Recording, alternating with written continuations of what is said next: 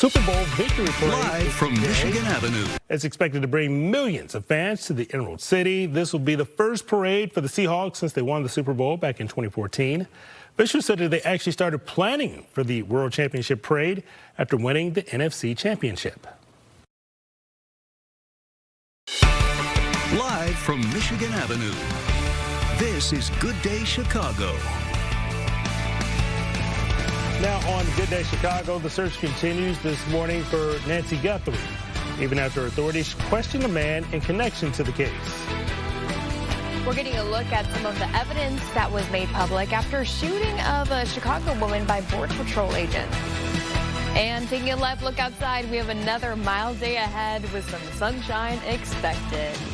Good morning and welcome to the 5 a.m. hour of Good Day Chicago. I'm Brian Jackson. And I'm Gabriela Primus. Yes, thanks for joining us on this Wednesday, middle of the week. And it feels even better that we have some sunshine. Finally. At least yesterday. What about today, Mike Kaplan? Yes. It will not be quite as warm today as it was yesterday, but still way above normal. And I would imagine that the lines will be pretty long at this place, the car wash. Finally, an opportunity to get that salt off the car, and it will stay off for a while. A sunny start to this day, 9 o'clock, right around 30.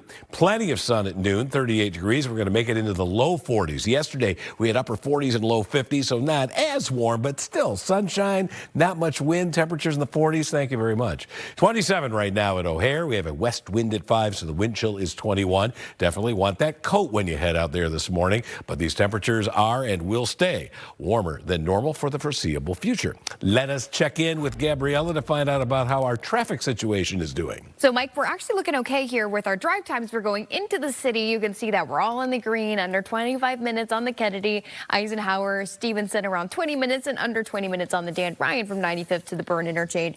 Really, our only trouble spot is not because of an incident or anything. It's because of some overnight work that's still being picked up. It's northbound on the tri-state between Cermak and 290, I'm going to say, around there. But there's been bumper to bumper traffic for the last half hour. So just be aware of that. That's the only thing that should be put a hitch in your morning commute right now. All right, big developments this morning in the search for Nancy Guthrie. The man who was detained for questioning last night has reportedly been released.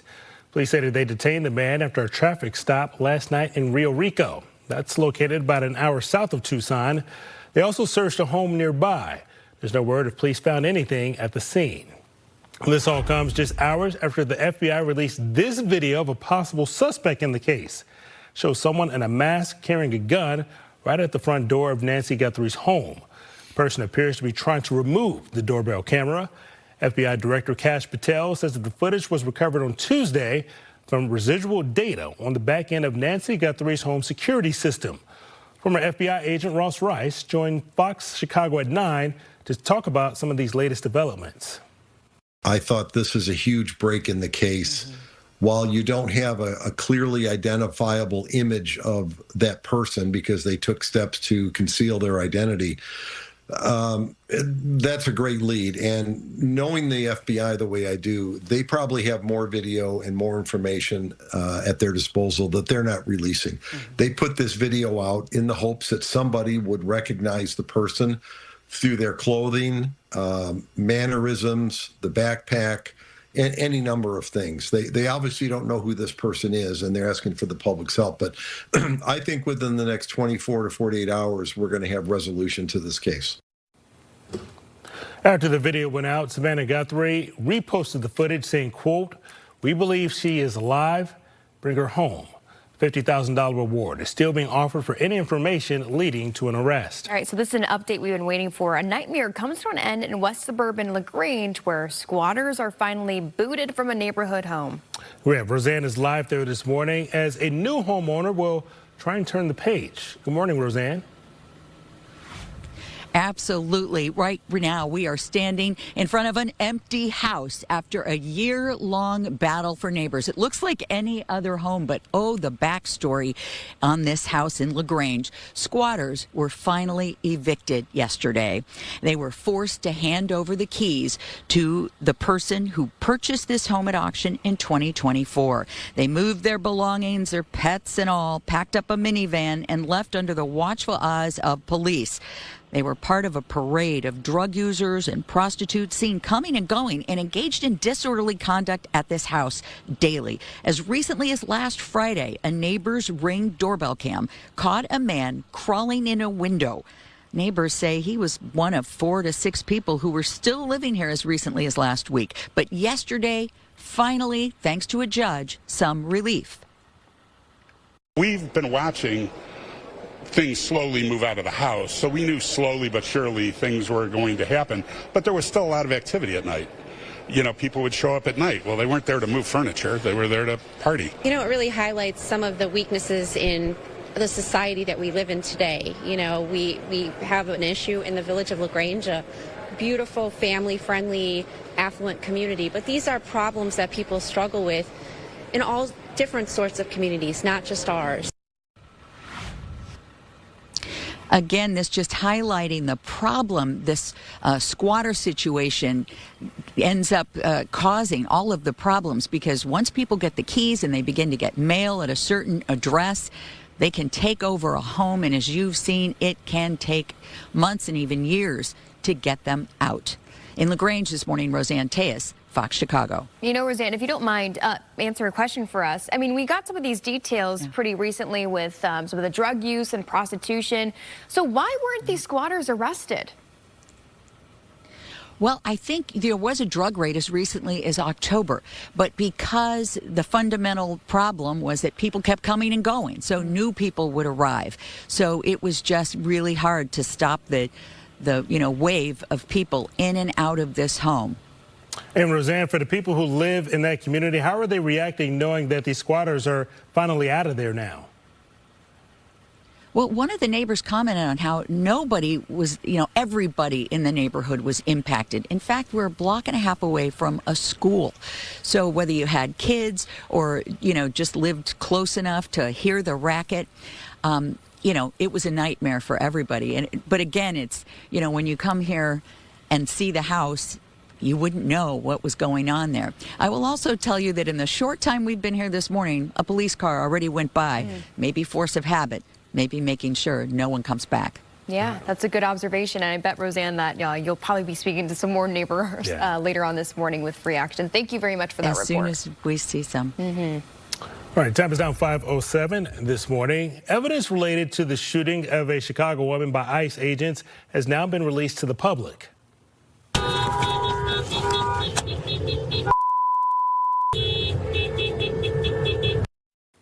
This body camera video shows the shooting of Miramar Martinez. Also within the evidence is an email from Border Chief Gregory Bavino to the agent who shot Martinez named Charles Exum. Bavino praises Exum for his work in Chicago. Last week, a judge ruled in favor of the release, something Martinez asked for when she testified on Capitol Hill. Immigration officials defended President Trump's mass deportation agenda during a tense hearing on Capitol Hill. Democratic lawmakers want answers for what they say has been chaos on the streets of Minneapolis and the deadly shootings of Renee Good and Alex Preddy. The acting director of ICE defended his officers, who he says are operating in pressure cooker environments. Mr. Lyons, will you apologize to the family of Renee Good for being called a domestic terrorist by the president and his leadership? No, sir. Why not? Sir, I welcome the opportunity to speak to the family in private, but I'm not going to comment on any active investigation. The hearing comes as potential reforms to ICE are the subject of intense debate in the next DHS spending bill. The daycare director who once cared for the 8-year-old boy found dead in Round Lake Beach says that she did try to warn DCFS about some of her concerns.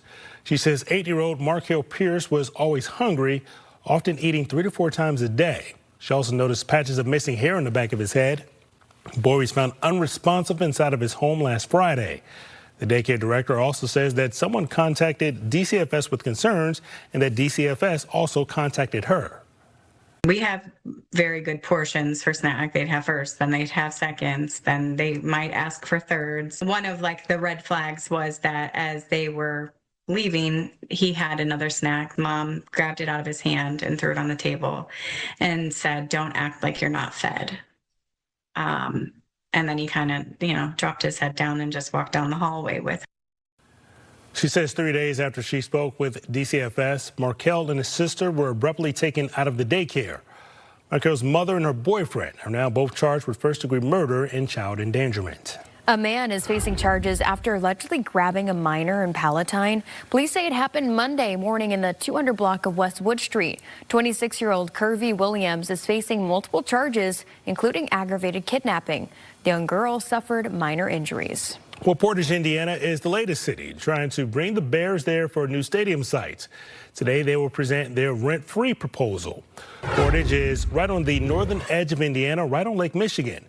David Kaplan from ESPN 1000 says the city offered to build the Bears a dome stadium with no public money, and the Bears wouldn't have to pay rent either. Now, the Bears do currently pay rent at Soldier Field. So meanwhile, people in Arlington Heights will be holding a Bears rally today. The event is called Springfield Kickoff, Bring the Bears to Arlington Heights. It will be at the Doubletree Arlington Heights Hotel. It's being put together by Dutchtown Arlington, a coalition of business owners who support the Bears coming there.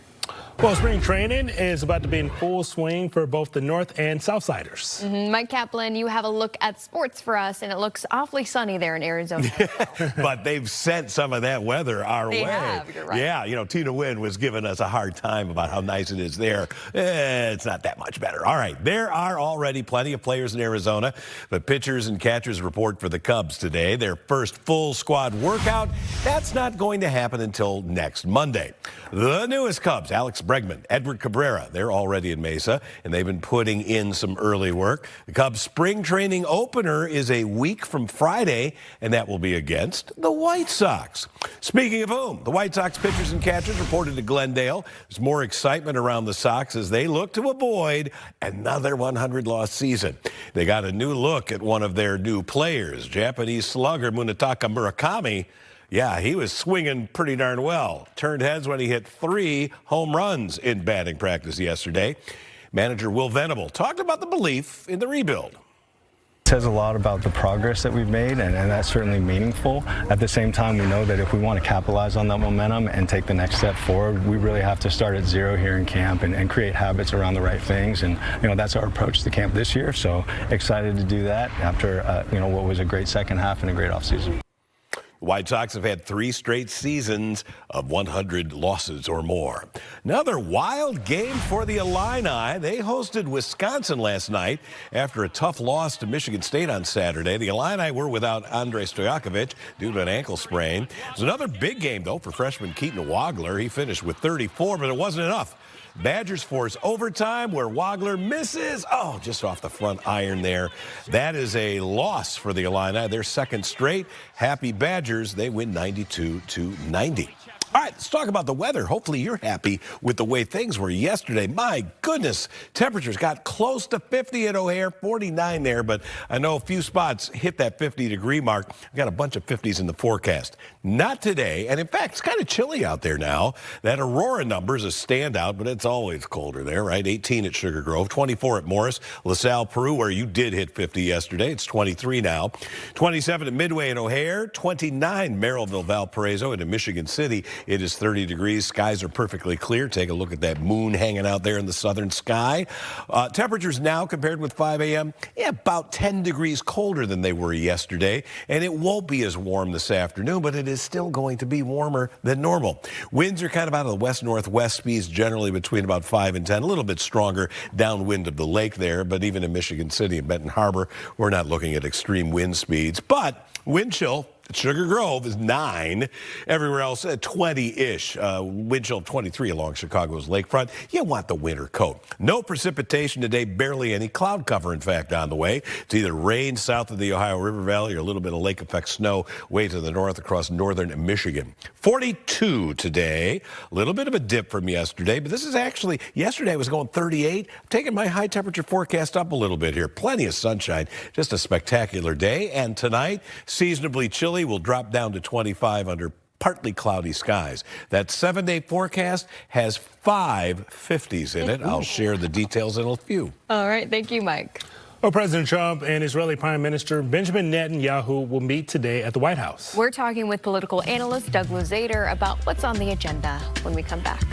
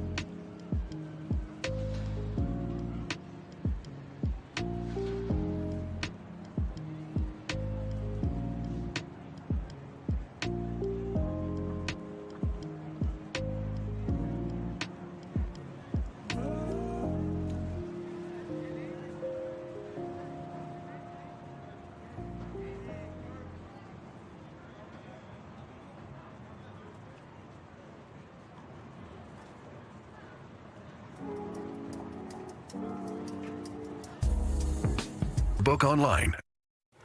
Welcome back. Israeli Prime Minister Benjamin Netanyahu arrives in Washington later today, where he's set to meet with President Trump. The two are expected to focus largely on Iran as the president tries to increase pressure on the regime.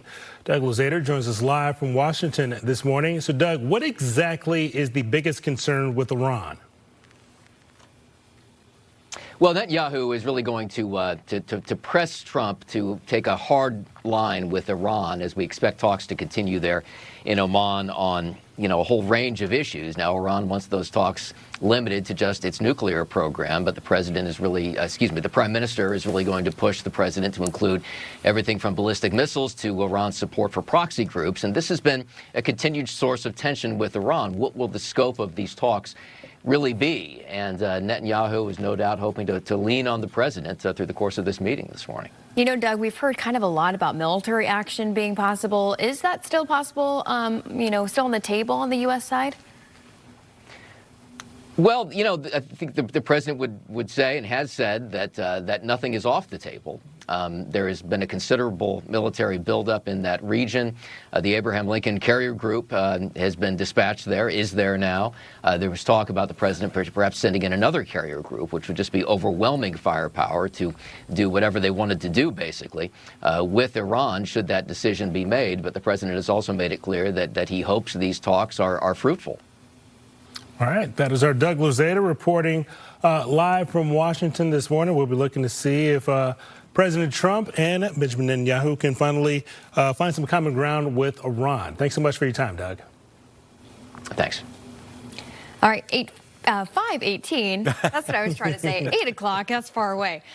Mike, let's talk about some dog walking weather that we have ahead of us. Muddy paws alert. Yes. I'm issuing that because we got that snow melt out there. A lot of people have been writing me on social media saying, yeah, here it's that time where we've got that melt going on. Everything's all mushy out there. And, it's also a time of year where it's time to do maybe a little cleanup in the yard. You know what I mean. All right, the big melt is underway. No end in sight to above normal temperatures. There's nothing generally above normal about these temperatures.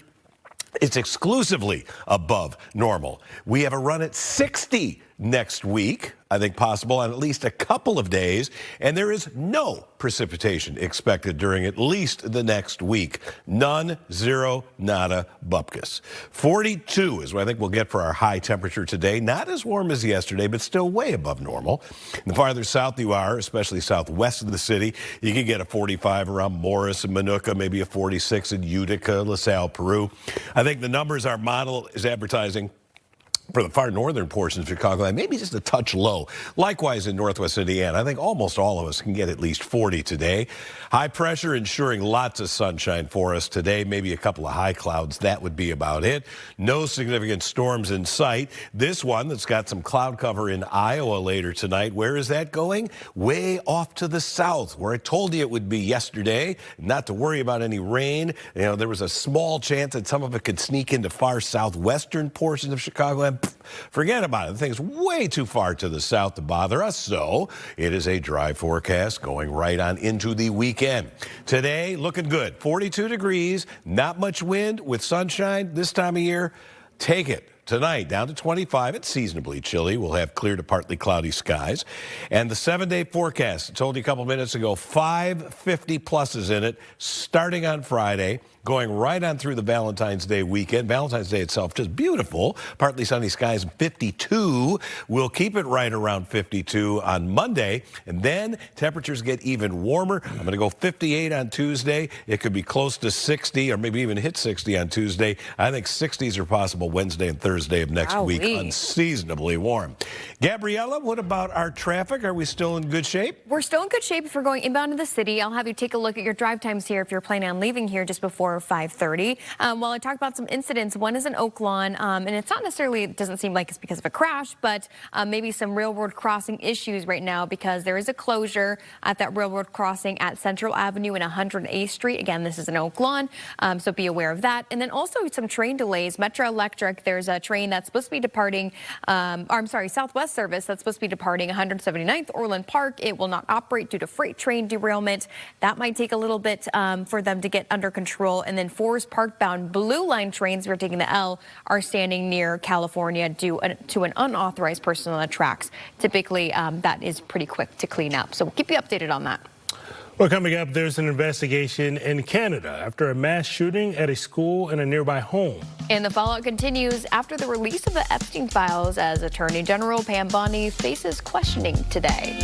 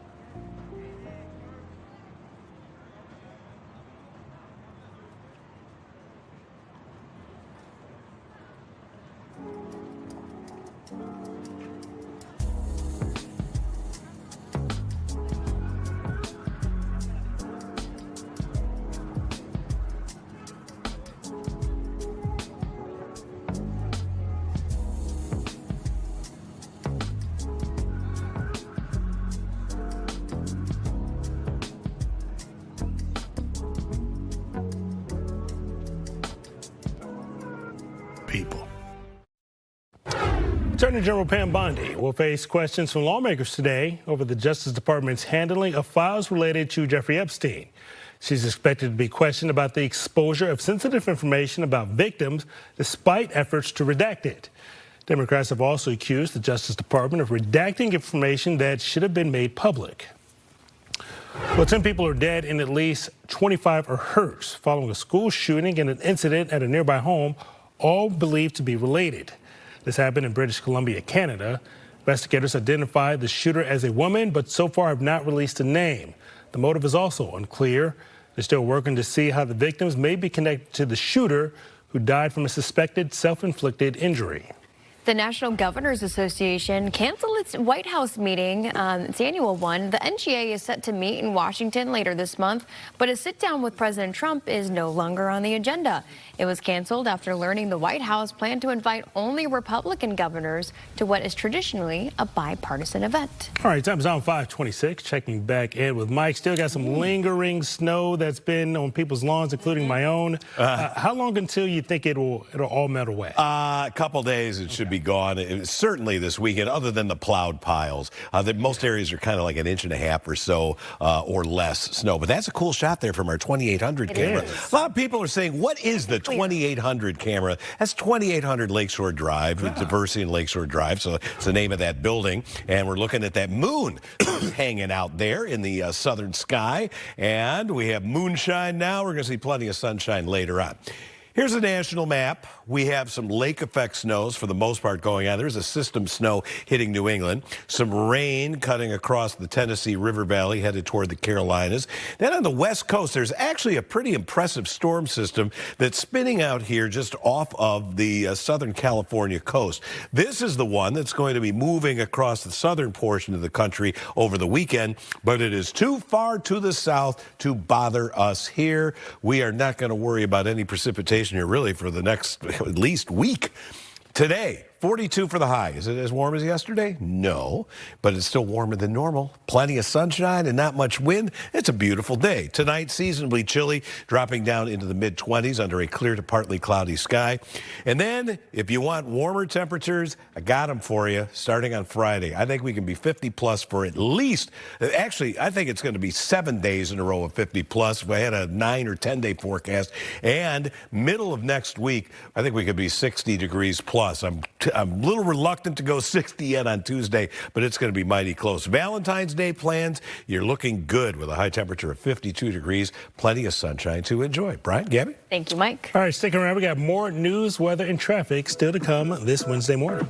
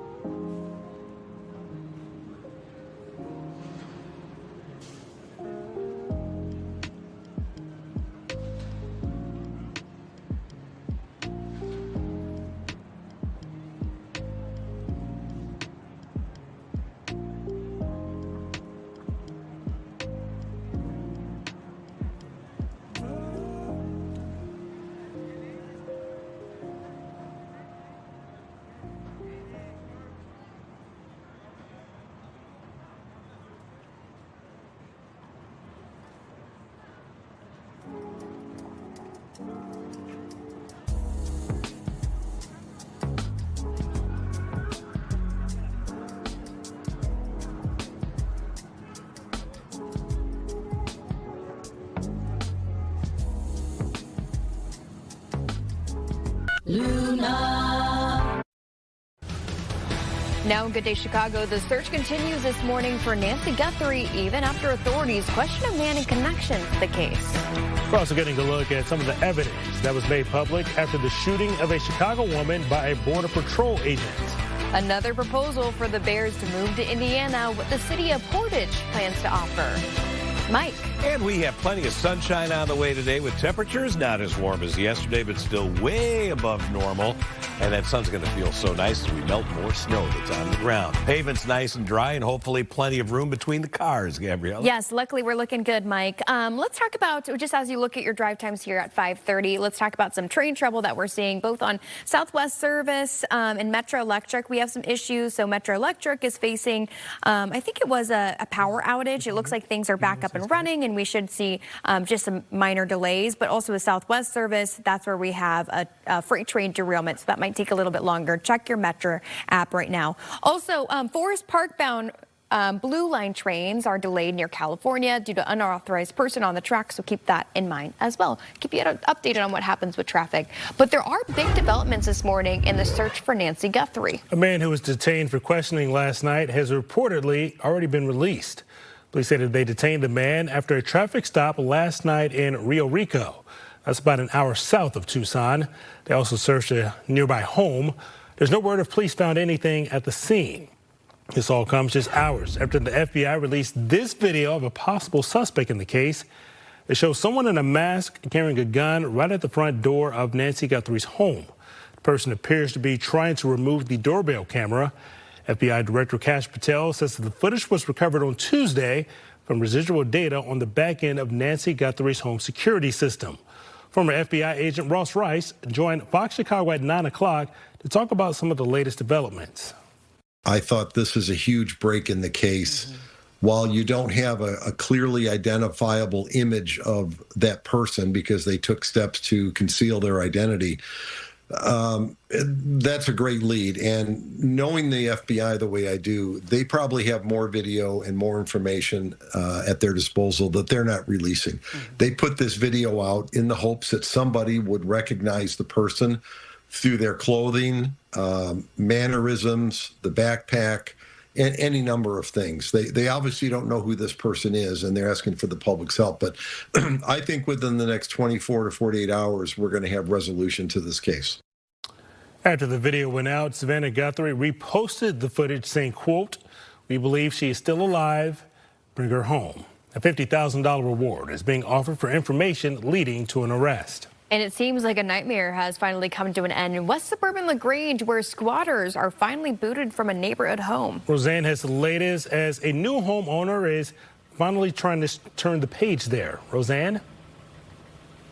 Now, Brian, Gabby, after a 1.5-year-long ordeal, residents here on Catherine Street in LaGrange are elated because this house you see behind me is finally empty.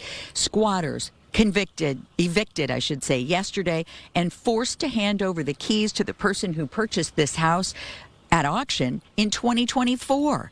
They moved their belongings, the squatters, pets and all, packed up a minivan and left under the watchful eyes of police officers. They were part of a parade of drug users and prostitutes seen coming and going and engaged in disorderly conduct at this house. As recently as last Friday, a neighbor's Ring doorbell cam caught a man crawling through a window.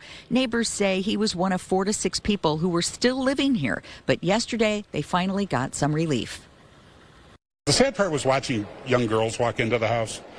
And even as late as, 3 weeks ago, there was a set of parents in front of the house to get their daughter out of the house. And there were 6 squad cars at 10 o'clock at night. I think it was a Wednesday or Thursday night. So when you watch stuff like that, it breaks your heart. It's a very complex case. It was a very complex search warrant. And they're going through all the facts of that case to look to see what they're going to do in terms of prosecution and how they're going to go about prosecuting it. I don't want to speak for the state attorney's office, but that case is still being reviewed by them and will be going forward. But again, neighbors greatly relieved. We are just a block and a half away from a school, and these people say everybody on the block was impacted in some negative way during this ordeal. But again, after a 1.5 years, the house is empty today. The next steps will be watching the new homeowner take over. In LaGrange, Roseanne Tejas, Fox Chicago. And Roseanne, you mentioned that the home had been empty for a 1.5 years. Why did this eviction take so long? Well, you heard that gentleman allude to this in that soundbite, talking about the complexities of this case. One of the residents moved out, but one of the residents was still here. But then there were verbal leases signed. There are just a lot of complexities. And all of the residents here tell me they banded together and they really learned the law the hard way and learned how these things can be delayed and prolonged and just go on and on and on in court, partly because of attorneys' actions and again, the complexities. So, yeah, it was a crash course on the legal system and some of the complications. Definitely an interesting story. Thank you so much, Roseanne, for your report. Time is now 5:36 this morning. Evidence related to the shooting of a Chicago woman by ICE agents has now been released to the public.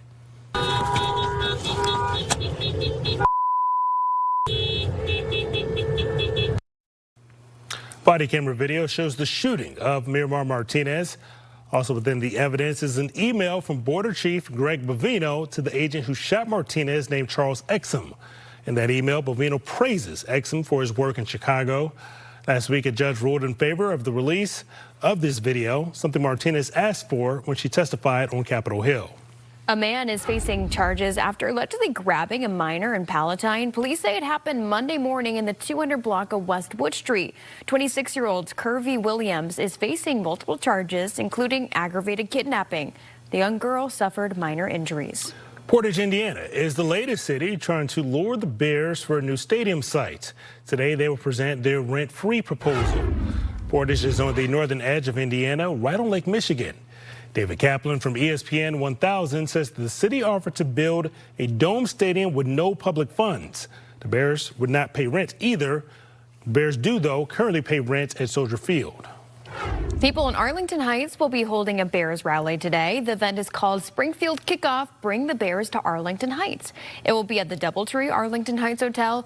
It's being put together by Touchdown Arlington, a coalition of business owners who support the Bears coming there. Well, when the Bears finally get their new stadium, more than likely it'll be domed, so they won't be able to take advantage of beautiful days like the last couple of days we've had here, Mike. You don't think they'll do a retractable one? That'd be kind of cool. That would be neat. That would be nice. Well, look, this would be a kind of day where the Cubs or the White Sox could actually play baseball this afternoon. They could have definitely played yesterday. They played in some cold weather before, but it's not going to be windy. But it is chilly this morning. So for the kids going to school, and if you're going to be outside for any period of time this morning, you still want that winter coat. Temperatures will be in the 20s, but we're headed quickly into the 30s. Should be 38 degrees by noon. Plenty of sunshine. Then that ride home in the yellow stretch limo for the kids at 42 degrees. Still plenty of sunshine. And for the 11th of February, that is mild. Normal high this time of year is around 34 degrees. We've got 27 at O'Hare Midway now. The cold spot, Sugar Grove, the airport for Aurora, it's 18. 23 at LaSalle, Peru. Gary, 28. Likewise at Merrillville, and it is 30 degrees in Michigan City. Still some snow on the ground there, and most of Chicago has a little bit of snow. Certainly still, I saw a lot of really high plowed piles driving in this morning. I'm just kind of noticing in parking lots. Those will take a while to get rid of. But skies are essentially cloud-free out there, so we're going to see uninterrupted sunshine today, courtesy of high pressure. No storm system anywhere within striking distance of Chicagoland. This thing is going to fizzle out way to our southwest now, and it looks like we will stay dry right on through the weekend. The big storm that's going through California now is going to miss us to the south, maybe bring some rain to southern Illinois, but nothing in the Chicago area this weekend other than unseasonably warm temperatures. Today, this is the coldest day in my forecast. 42 degrees for the high. Northwest winds at 5 to 15. Lots of sunshine on the way. In about 10 minutes, I've got a 7-day forecast that should make almost all of you happy. We'll be right back after this.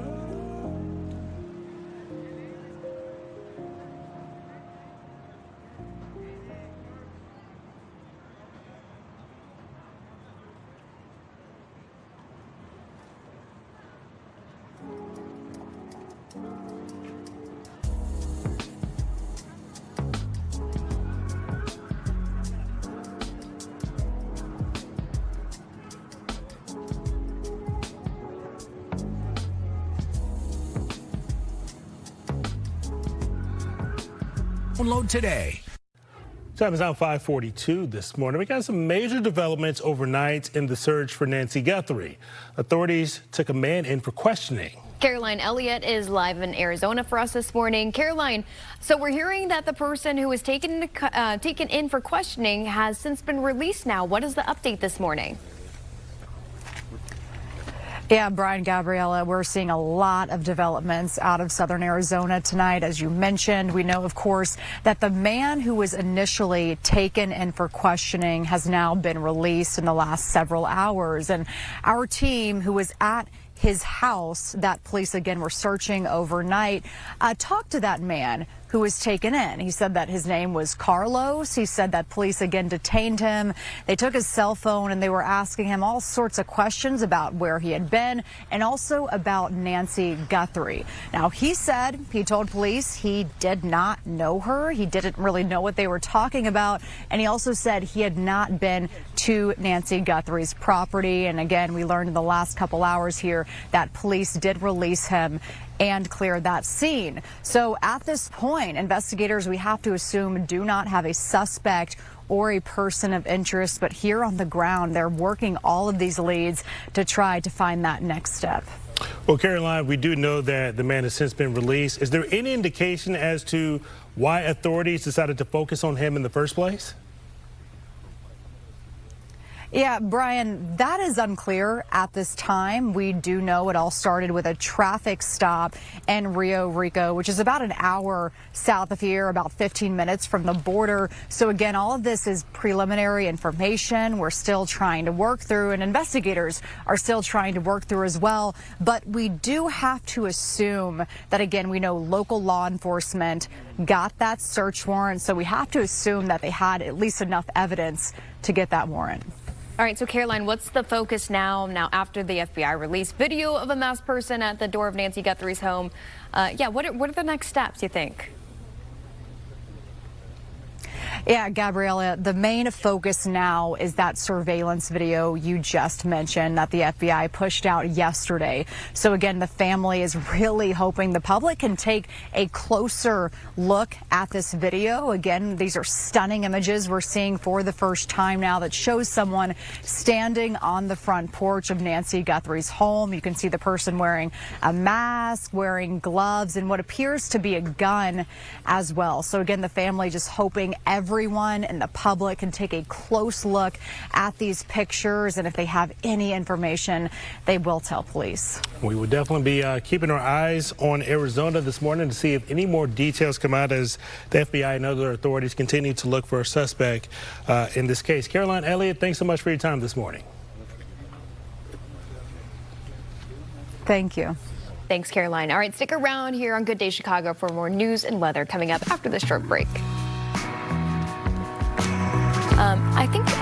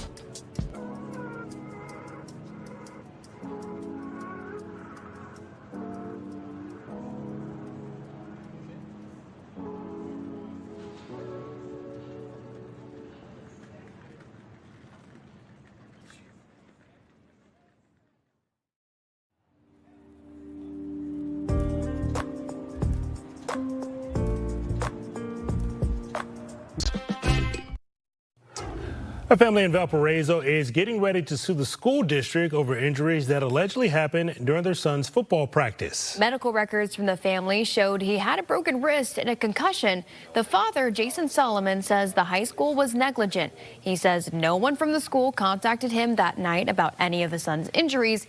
He said he found out about it only after his son texted him that he was not feeling well. Solomon says none of the football coaches or training staff knew where his son was after practice. He says he had to go searching for him at the school himself, where he found him alone in a gym. Coach, the head coach and the trainer told me it was a sprained wrist and go home. And I was told that you're lucky that you didn't listen to them and took him to the ER, because he could have came home, went to bed and crashed out. And I could have, that next day, I could have woke up and my son could have been gone. Valparaiso Community Schools Superintendent Dr. Jim McCall disputed some of the claims, specifically that no one witnessed or reported an injury during practice. He says Coach was not aware of any of this until after practice was over, and once that happened, he notified the athletic trainer. Well, questions continue over the harm that social media is having on kids. That is the focus of landmark trials against social media companies that are currently underway. Northwestern professor Courtney Blackwell talked about the impact social media could be having on kids' brains. From a neurodevelopment side of things, we know the youth brain. These are things we talk about all the time. It's developing, and it's not fully developed yet. And so there are certain components of just natural maturation that are happening that might make youth more susceptible to some of those design features. So if my prefrontal cortex, which is responsible for decision making and regulating my emotions, if that's not fully developed yet, and I'm sitting there and I have this endless feed, yeah, so that might reinforce this idea that it could become more addicting to me for the adolescent brain specifically. For parents. You can see that full interview on our website at fox32chicago.com. Well, a heartfelt thank you to local veterans from the students at St. Cajetan on the south side who delivered handmade Valentine's cards to the Smith Village Senior Center in Beverly. 19th Ward Alderman Matt O'Shea hosted the 11th annual Valentine's for Veterans event. It honors those seniors who served our country with personal messages of gratitude, calling them pocket hugs for veterans. Thank you for your service and sacrifice.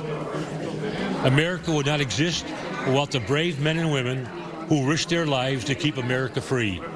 Thank you for our freedom. Well, David, we thank you for your service. The veterans who received the cards are part of Rush University Medical Center's Road Home program. What a nice story. Good for them. That was very nice. And we're going to expect a nice evening, it seems like, weather-wise, for Love Day, for Valentine's Day. Yeah, absolutely. The whole weekend looks great. Highs both days will be in the low 50s. We're on a run here. Yesterday, definitely going to end up being warmer than it will be today, but today is still going to be much warmer than normal. It is still coat-worthy out there now. 27 at Midway, Chicago Heights and O'Hare, 25 at Woodstock. That number at Aurora's Airport's a standout cold spot where it's 18. Northwest Indiana, upper 20s to around 30. We have 29 degrees right now in Valparaiso, just southeast of where the latest location is for a possible Bears stadium in Portage. Amazing.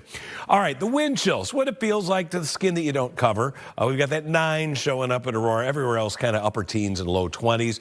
So it's cold out there this morning, but not compared with what it typically is this time of year. Skies going to feature plenty of sunshine today. A little bit of cloud cover downwind of the lake in LaPorte and Berrien County. That is it. Otherwise, sunshine galore throughout the day. Tonight, we will see mainly clear skies, maybe a couple of clouds here and there sneaking close to the lake. That will dissipate largely tomorrow for another mostly sunny day. Any rain that I had a fear that might sneak into, say, LaSalle County yesterday, forget about it. That's going to be way off to the south, more like Arkansas now. We'll just pick up a couple of clouds. And this is generally, this time of year, it's usually pretty cloudy and it's usually pretty cold. No, we've got a lot of sun, and look at these temperatures. Today, this is the coldest day ahead. This and tomorrow are going to tie for 42s, mostly sunny today. Tonight dropping down to 25 degrees. That's still a few degrees warmer than normal. Tomorrow, 42 again, and then it gets really mild by February standards. A 50 on Friday, 52 Valentine's Day and the day after, another 52 on Monday. Tuesday, I'm going to play it safe and go 58 degrees, but I still think we have a shot at getting some 60s in here next week, particularly Wednesday and Thursday. All right, I've got 3 very fine photos to share with you. This is a sunset over Limestone. Terry Kornkowski. If you look closely there, you see what's called a sun pillar, that vertical kind of bright beam that is coming up from the sun. That's being created by some of those high, thin clouds out there. But just west of Kankakee, very pretty scene there, Terry. Thanks for that shot. Our second photo, it is over the pier in Venice, Florida, where Mike Nicolau sends us a picture. Looks like maybe a seagull flying through that beautiful skyscape over the Atlantic. Very, very nice there, Mike. And our final photo, another beautiful sunset. This over the Kankakee River. Moments. My buddy Patrick Paul out there yesterday. He and I were exchanging some texts, and I was giving him some suggestions on framing his shot. This is a winner. Love those Canada geese flying. Hopefully you can see those there on the left side of the frame. A couple of silhouetted birds there amid that beautiful sunset. Thank you all for sharing your photos of the sky and nature. We are going to see a lot of sun today and temperatures above normal. 5:56, coming right back after this.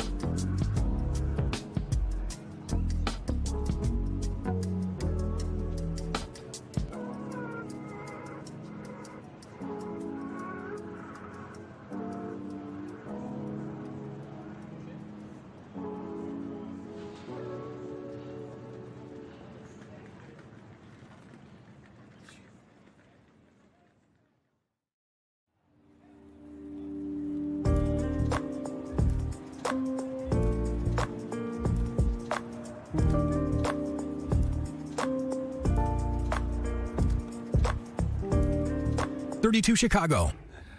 Welcome back. Here's the latest on Good Day Chicago just before 6 a.m. this Wednesday morning. A grand jury refuses to charge 6 lawmakers over a video that President Trump accused of being seditious. The Department of Justice